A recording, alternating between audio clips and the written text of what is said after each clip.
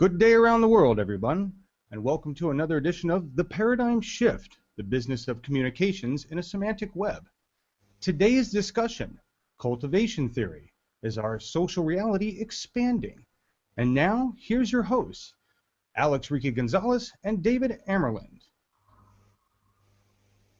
Okay. Hi, everybody. Hello. So excited to do another paradigm shift. I've been calling it the third episode, but I think it's actually the fourth. I totally forgot about the first one. So I think it's the fourth episode, which is awesome. I can't believe we've done that many. And I'm really excited about what we're going to talk about today because it's a kind of contentious theory in itself. And when we add in the fact that we're talking about a paradigm shift, and we're talking about new media, it gets really interesting. But first, David, how are you doing today? As always, I'm excited to be here. And yeah, I can't believe it's the fourth already, right? You know, time has really flown by. It has, especially when we're only doing one once a month and we skipped a month. I'm like, oh my gosh, where is my life going? Okay, well, I guess we will just dive right into it because I think this is going to get, I don't think it's going to get heated, but I think it's going to be a really intense discussion. So, cultivation theory was created by George Gerbner in the 1960s, so a while back. It was really when the television started to get really popular, and he noticed a correlation between individuals and their understanding of their social reality and what they're watching on TV. So at its most basic, cultivation theory is the idea that those people who spend more time watching television are more likely to perceive the real world in ways that reflect the most common and recurrent messages of the television world. The reason that Gerbner got so concerned about this is because, you know, back in the beginning, there were only certain races that would be, and you could still argue it today, that there were only certain races that would be in television shows, and there were really only certain themes that were being presented in television. So if people watched TV, this is the theory, if people watched TV a lot over an extended period of time, they would understand their social reality based on those television shows. The best example that I have of this is when I talk to the Chinese students that are in my cohort. They say before they came to the States, they had a very different understanding of the States based on what they saw in American television, which is it's a really interesting perspective. Now, the reason that this becomes an issue is because the main focus is on the idea of television and mainstreaming. So it's the idea that even though we had more channels and more TV shows, they all still had the same consistent ideologies and basically facts of life that they were handing to us. So now that we have all of these new ways of getting our media and of getting our information, thank you, Internet, I wonder if we're still cultivating those same themes, those same ideologies, or if we're kind of backing off of it. Now that we have more selectivity, and we feel like we have more of a sense of power and control, are we sticking with those cultivated ideas, or are we, you know, creating new ones and kind of opening up our minds a little bit? So, David, first of all, how do you feel about cultivation? Before we even go into business, how do you feel about cultivation theory? Well, I think it's an important theory because it allows us to explore commonalities in culture and cultural signifiers, which allow us to create touch points across different social groups, different identities, perhaps different ethnicities. And that has always been a tendency, and arguably television has been at its most disruptive, although perhaps not always in a good way, when it has created that kind of backdrop, which led to a larger contextual conversation, both social and in the business world, which in turn has led us to this now here, where we actually have social media in its stead. Okay, so we're still, I mean, do you think that because you said it does have a nice, it seems like a grounding point, right? It's a place where, and they had to do this for commercialization purposes. They had to appeal to a very basic demographic, and they had to appeal to as many people as possible with television. Would you say that we're still appealing to those same things? Are we still trying to do the same thing in the new time? Are we focusing more on a more specific audience? Well, the easy answer is yes and no. I mean, obviously, television is more constrained because it has a direct link between demographics and viewing figures and advertising dollars. So as a channel, there's a more linear path which leads from A to B to C. When we get into the web and the greater web and include marketing in it, marketing in itself has the same dynamics. It hasn't changed. It appeals to certain core groups. You always identify who they are and try to appeal to them by presenting to them the things which resonate with them. Otherwise, you're not going to connect. However, the web as a whole thrives on both individualism and controversy.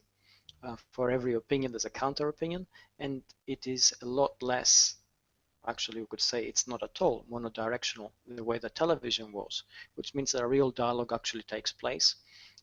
It can be heated sometimes, and sometimes it may not be, but it always leads to a more co-creative approach to how everything happens, because you get a lot more points of view, a lot more opinions, and that in itself is content which is more disruptive perhaps than anything a television in the past was able to produce. So, because I mean, okay, let's think about like YouTube creators, for example. They're still concerned with viewership, but they don't have to concern themselves so much with uh, being, how do I, with, not using swear words or fitting what the specific production company wants them to do. Yeah. I mean, you used the word mainstreaming before, right? And the Hmm. definition of mainstreaming is a constrained data set of people. So essentially, any kind of mainstream audience represents a fraction of the whole audience, but it's that fraction which, in the advertiser's eyes, represents the most value in terms of dollars. So essentially, perhaps we're looking at an 80-20 rule, where 20% of the people end up accounting for 80% of the purchases. But when we get to the web, we basically take the idea of niche to an entirely new level. So you can find a niche where you can have a channel where you can be very direct, use extremely provocative words and extremely provocative style, and that niche is large enough on a global stage to actually mount up into millions and millions of viewers. And that in itself is totally an entirely different approach to what television had. And I think that's where cultivation theory in its narrowest sense begins to fall down. Okay, okay. So that leads me to my next question. So even if we're able to create these niches of different different audiences, maybe I'm like, my audience really likes me to be just swearing up a storm, so that's what I'm gonna do. Does that mean does that really mean that I'm offering them a different ideology? Does that really mean that I am offering them a different story, a different storyline? Am I giving them something new, or are we really still sticking to what was in the mainstream? Are we, in the green room, you mentioned a patriarchal society. I'm not going to go all feminist on you guys, don't worry. But, are we still giving them what they expect from a patriarchal society? We might be, but I think the whole thing comes down to accessibility. And when we considered only television through cultivation theory, essentially what worked tended to work more and more, and we saw more and more of it. So, if we had for instance, a successful show on TV which promoted patriarchal, white, elitist values, we would see a lot more of that because simply it resonated and everybody jumped on the bandwagon. But on the web, you can get a channel which works that way, then get exactly its opposite, which works just as well. And in terms of viewership, it's only one click away. So the accessibility factor is totally different. So we can't really take into account the same way. And I think, the ultimate question that lies at the heart of cultivation theory is, does it actually create the reality that you expect to see? or does it create a different reality? And I think from the studies that have been carried out, and this can be also, as a charge, it can be addressed to social media. When your own particular reality is very close to what you see, yes, then it tends to reinforce it, then you tend to believe it, and then you think, yes, this is how the world is. And if we take social media, for instance, those of us who work within a social business environment simply can't understand how anybody can not do that. But those who work outside that also can't understand what a social business is all about. Surely it's not about making money, because you look at the bottom line, and having a double bottom line or triple bottom line makes no sense whatsoever to them. Within those two camps, I was going to say, we incrementally work towards a better understanding. With television, we couldn't because of the constraining factors, advertising dollars, which constantly reinforce that message. With social media, we actually have a broad enough spectrum, a broad enough audience to get that seepage of values across. Okay, so you just mentioned my biggest concern in internet communication, period. Yes, we have the accessibility, and I threw the word in there earlier, but the selectivity factor is what concerns me, because what makes me concerned is that if I find something I like, I stick with what I like, and I keep finding the same things that I like, and I stay in, my bubble of what I like. The internet gives me the opportunity to do that. So are we really, this sounds really like philosophical, and I can't stand philosophy, it drives me nuts, but I mean, are we cultivating ourselves? Well, first of all, it's a fair assumption to bring up, but the reality of it is quite the opposite, and I'll explain why in a second. You're quite right that potentially we can get to a self-reinforcing tailspin where the world we see online is the world we expect to see, and the more that we expect to see it, the more we see it, and that sort of reinforces everything, and we go down a little ever-narrowing dark hole where we are quite happy with ourselves. There are tremendous efforts made from search, for a start, to broaden the search horizon and bring us in serendipity, program serendipity, which sounds almost oxymoronic, which will broaden our perspective. But the personalization of the social web also means that it is practically impossible for us to stay constrained in our own little narrow self, because the moment we socialize, we're exposed to a multitude of connections and connections of connections, which incredibly broaden the subject. So the effort, it takes a considerable amount of effort to sort of contain ourselves in a box on the web, which is the intrinsic value of being online, which is where the difference lies from being offline. You can lock yourself up in your house quite happily and consume all the news you want in the world on TV, watching perhaps just one channel, and you'll be happy. You'll think the whole world is like I Love Lucy. But if you get on the web, there's absolutely no chance you will find things which you don't agree with. You'll find things that are disturbing. You'll get into conversations which will force you to think even if you don't want to. And that is the entire sense of everything we see now in terms of progress within inverted commas, disruption, the change we feel and changes we see being made. Right, right. I agree that it's a lot harder on the web to really get into our own little silo. But that kind of brings up the whole, and I know this has come up in Google Plus, and I don't want to have like a huge, I don't want this to end up being a huge argument in the comments, but that brings up our ability to block and mute people, doesn't it? I mean, if we really wanted to, we could potentially, it is more work in my opinion, but we could potentially block out and mute all of those voices that don't agree with the social reality that we have created for ourselves. Absolutely. And here's the reality of that action. Yes, we do have the tools at our disposal to actually do that.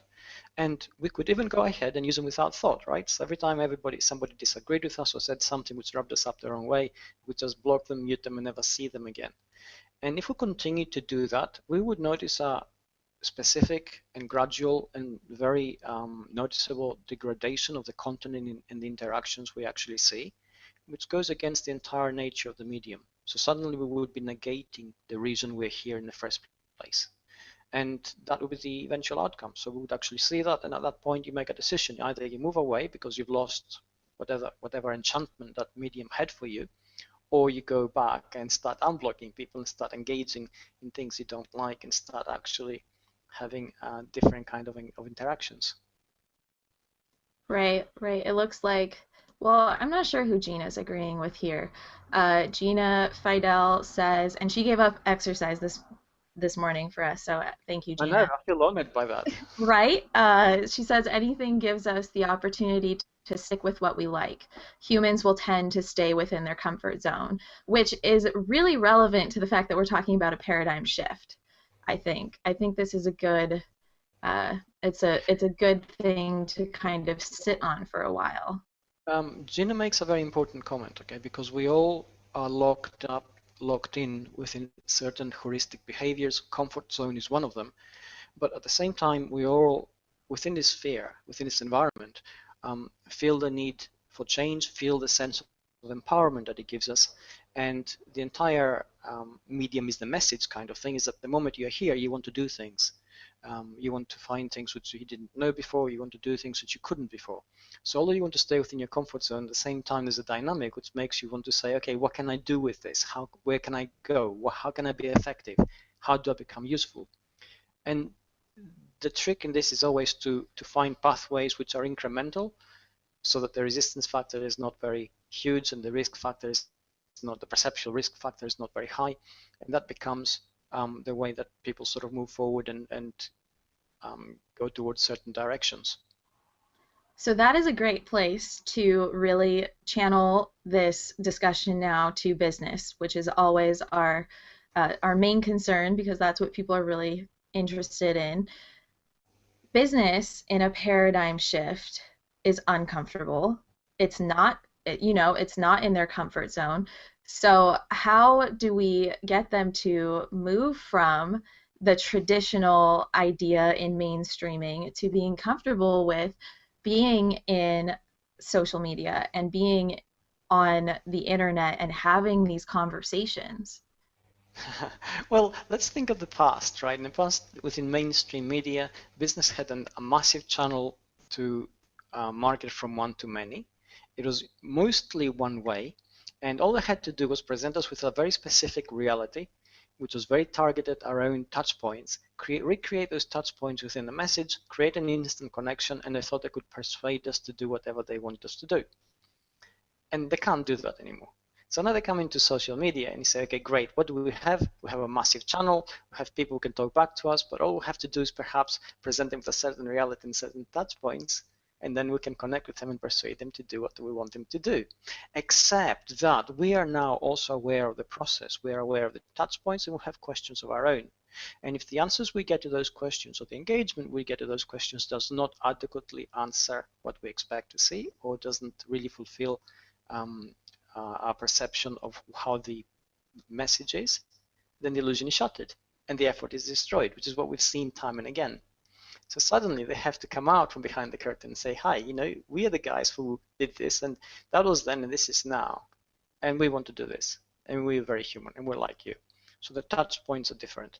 So essentially the cultivation theory in its largest set, that it creates marketing, the message of marketing creates a subset or a subculture which creates commonalities across national borders and across ethnicities and creates a dialogue and a discussion which is common to everybody. That holds true in a very big, in principle, in a very big data set. And it does create a different kind of culture, but it doesn't create a shaped culture anymore, because now we have a bidirectional discussion where when you're being marketed to, you can then basically address the marketer pretty directly in a very public way, which we didn't have in the past. Absolutely. So another great comment from Gina. I keep having to remind myself to branch out further. I get into an inspiring and fun groove with certain people and forget there are others out there that I may be missing by allowing myself to have that routine. I totally agree with her on this. I get so sucked into the people, especially in Google Plus. I'm so engrossed in the people that I am currently talking to that I often forget to keep branching out. It's kind of hard to keep up. In a way it is, but I think this is the challenge we face as people beginning to grow within a medium which is still very new. And also this is a challenge we face as businesses, learning to market and function in an environment which is transparent, always on, very radical in its approach, and requires us to be very human. This is a challenge nobody has really solved adequately, so we're still sort of working on it. So go find us a solution, Gina. That'd be great. Appreciated. Amelia Hoskins said step by step into uncharted waters, probably a good strategy. From comfort zone for some of us, an entirely new zone. Is there a responsibility to find new dots to join? Yeah, I think the whole thing about social media is it allows us to discover things which we didn't know before. It allows us to connect with people we didn't know before. And every person is a universe in the fullest sense of the word. So being able to connect to new people, even people who may find at first glance disagreeable, will allows us to see a universe which we didn't see before. And there's value in that because there's always knowledge to be gained, insights to be had, and new connections or new directions to actually explore. And that is the entire value of connectivity. This is why it's disrupting everything. Otherwise, we may as well go back into our enclaves and go back into our national borders and put up the guards and put up the fortresses, and we could just text each other within our communities.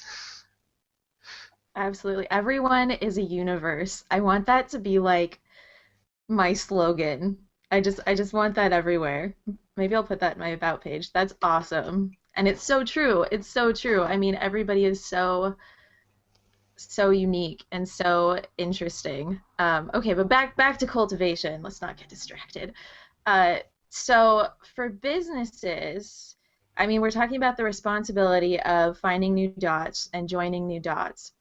Where does the responsibility lie for businesses to veer out of what would be considered mainstream cultivation ideas and ideologies? I mean, is it their responsibility, or is it this is a total catch-22 question, I'm sorry, but I'm going to do it, or is it our responsibility as the consumer to ask for new ideologies and ideas? It is a catch-22 one, but let's address it from the business point of view, because by definition a business can do what no individual can actually do on their own, because business represents a collective in terms of money, power, time, effort, and cognitive ability. So essentially business is in a higher position of power, and they should be leading the way. This is what we expect them to do. So whether it's talking about the environment, or talking about social business, or talking about social justice, or evolution of society, you expect this from the business world because they're embedded in society and they represent such a huge part of it. And from within them, we get people, because the people working in them are just people. As they come out, they bring out skill sets and knowledge, which then infects the rest of us a lot faster than if we come up with it on our own. But from our perspective as well as consumers, we also do have a duty. We want those we do business with to be accountable to us, to be accountable to what they do, to be held at high standards because of who they are. And then we gift them, within inverted commas, with our money and our loyalty and our custom. So this kind of unwritten contract, when it works beautifully, we get a fantastically balanced, fantastically evolving world. It's not always perfect, it must be said, and we sort of lurch from one to the other, but we shouldn't forget what each is there to do, and we should expect to do it. Absolutely. I knew it was going to be like it's everybody's responsibility, but I had to throw it out there anyway. Lee Rickler says, events that happen, meeting people, learning new skills are essential to having a life as opposed to being stuck in a rut and just existing. Accept them, but treat them like the coastal tides. Some will stay around and make waves. Some disappear with the wind. Aw, that's such a beautiful analogy. It's very poetic, I must say, and absolutely right. I mean, the whole thing about the world we're in now is fluidity, and we think it's new because we're experiencing it. But 2,500 years ago, Herodotus said, or it was Heraclitus, I think, said, all is flux, only change is changeless. And that was the ancient Greek world. And I think, this is the reality we're in now. Things are moving very quickly, we're evolving very fast, and this is going to be the new norm from now on, because this is how things will accelerate. Absolutely. And I kind of noticed that the longer that I'm in Plus, you know, the people that I regularly chatted with and the people I thought relatively strong relationships with in the beginning, you know, we kind of tapered off. We kind of found different routes that we're taking, so I don't associate with them as much. And it's not a bad thing because it means that we each found other people that we wanted to listen to and that we wanted to interact with. So it's Yeah, I just mean, you're right, and a lot of times I think about this tribal movements. You know, you sort of move from a central area in the world, and you sort of branch out and form new connections. You still have the connections of the old ones in the past, but you branched out into a greater network, and I think that kind of cascade of connectivity is what gives us the power of connection, because we know we have an ever-spreading network of contacts, knowledge, arguably influence. absolutely. Oh my gosh, we're almost to the half hour. So I want to do something that we don't usually do. I want to give, hopefully, a tactic to our audience. So if you're trying to, we just help them realize cultivation is a thing, whether or not you agree with it, and it is something that was done with mainstreaming. Now that we're in a new media environment, what's the one way, and I'm sure there are many ways, but what would be the first step to trying to expand their understanding of their social reality?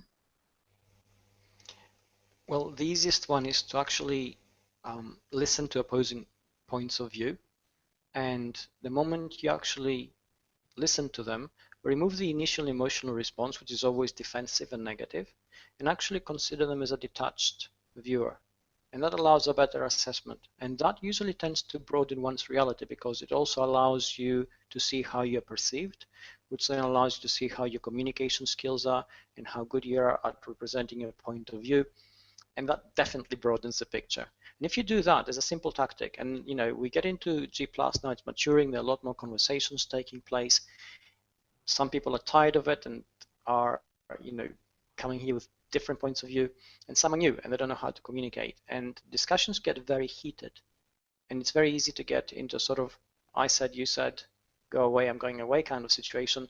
But if we sort of stop ourselves from doing that, there will be a lot to gain.